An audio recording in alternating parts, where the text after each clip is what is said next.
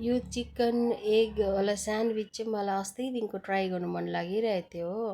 मैले चाहिँ इन्स्टाबाट हेरेको थियो। इन्स्टामा चाहिँ अहिले पुरा ट्रेन्डिङ भाइरलमा गइरहेको छ यो रेसिपी चाहिँ। तपाईँहरूले पनि ट्राई गर्नु सक्नुहुन्छ। मैले कसरी बनाएको छु तपाईँले हेर्नु सक्नुहुन्छ। त्यस्तो बेसी सामानहरू केही लाग्दैन, त्यति साह्रो मेहनत पनि छैन, सजिलै छ।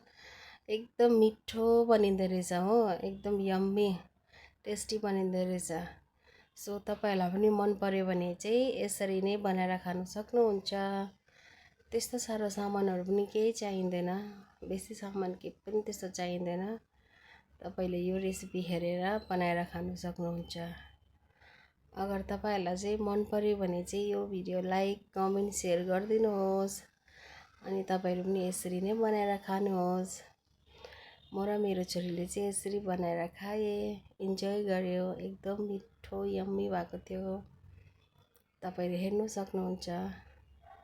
अझै हेर्दै खमखम जस्तो लाग्दैछ, खाइ त सक्यो। अब यो चाहिँ भोइस रेकर्डिङ गर्दैछु, यतिखेर हेरेर पनि खमखम जस्तो लाग्दैछ। मेरो छोरीलाई चाहिँ साह्रै मन परेछ, यम्मी मम्मा भन्दै थियो।